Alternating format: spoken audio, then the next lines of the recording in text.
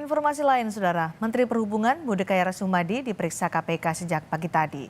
Menhub diperiksa sebagai saksi dalam kasus korupsi di Direktorat Jenderal Perkeretaapian Kementerian Perhubungan. Menteri Perhubungan Budi Karya Sumadi dan Sekjen Kemenhub Novi Rianto diperiksa KPK hari ini terkait dugaan kasus korupsi di Direktorat Jenderal Perkeretaapian Kementerian Perhubungan.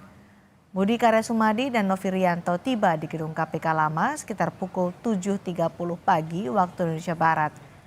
Keduanya diperiksa penyidik hingga sore ini dan baru saja tadi Menteri Perhubungan Budi Karya Sumadi selesai diperiksa oleh penyidik KPK.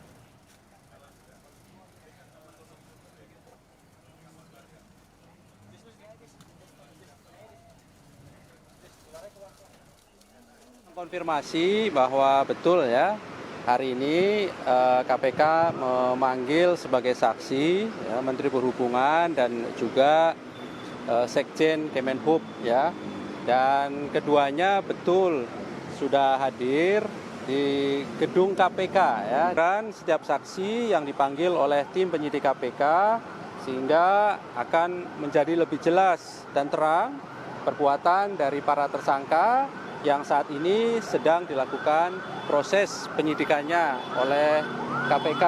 Begitu Mas Mario ya. Pada hari ini, tanggal 26 Juli 2023, Menteri Perhubungan bersama dengan Sekretaris Jenderal Kementerian Perhubungan memenuhi panggilan Komisi Pemberantasan Korupsi sebagai saksi dalam kasus dugaan korupsi di Direktorat Jenderal Perkeretaapian Kementerian Perhubungan. Terkait dengan pemeriksaan, tentu kami serahkan sepenuhnya kepada pihak Komisi Pemberantasan Korupsi. Kehadiran Menteri Perhubungan dan Sekretaris Jenderal Kementerian Perhubungan ini adalah bentuk dukungan kami terhadap proses hukum yang tengah berlangsung. Dan ini juga merupakan wujud komitmen dari Kementerian Perhubungan untuk terus mendukung upaya-upaya pemberantasan korupsi. Menhub Budi Karya Sumadi, Saudara, sudah selesai diperiksa KPK dan keluar pada pukul 17.40 waktu Indonesia Barat.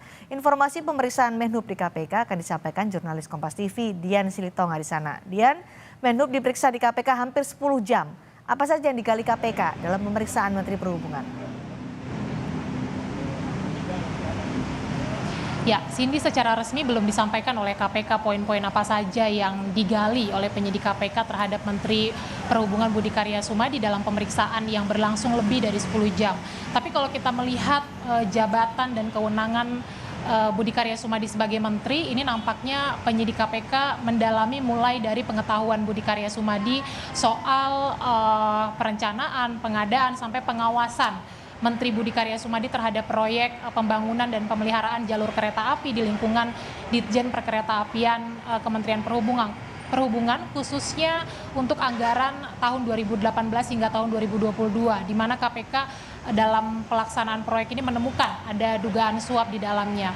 Nah, kemudian juga karena Budi Karya Sumadi hari ini diperiksa sebagai saksi untuk salah satu tersangka yakni Putu Sumarjaya yang sebelumnya menjabat sebagai Kepala Balai Teknik Perkeretaapian Jawa bagian Tengah, besar kemungkinan juga Budi Karya Sumadi ini akan didalami pengetahuannya terkait dengan suap yang diterima oleh Putu Sumarjaya bersama dengan Bernard Hasibuan yang juga menjabat sebagai Kepala Balai Teknik Perkeretaapian Jawa bagian Tengah. Suap yang diterima dari pihak swasta yakni Direktur PT Istana Putra Agung Dion Renato Sugiarto senilai 18,9 miliar. Sekali lagi didalami pengetahuannya apakah Budi Karya Sumadi mengetahui suap tersebut dan apakah mungkin juga terlibat secara langsung atau tidak langsung. Nah, seperti yang kita tahu, Cindy, bahwa memang kasus suap di lingkungan Ditjen Perkeretaapian Kemenhub ini bermula dari proses OTT atau operasi tangkap tangan yang dilakukan oleh KPK, dan kemudian juga dalam proses OTT ini KPK sudah menetapkan 10 orang tersangka, di mana 6 tersangkanya sebagai penerima suap ini merupakan pejabat di lingkungan DJKA Kementerian Perhubungan yang kemudian diketahui menerima suap senilai kira-kira 5-10% dari total proyek. Nah, kita akan nantikan pernyataan resmi dari KPK terkait pertama apa hasil pemeriksaan Menteri Perhubungan hari ini, dan kemudian tentu yang ingin kita ketahui bersama apakah melalui pemeriksaan ini ada potensi nama-nama baru yang nantinya akan ditetapkan sebagai tersangka. Cindy. Baik, terima kasih Dian Silitonga melaporkan langsung dari gedung KPK.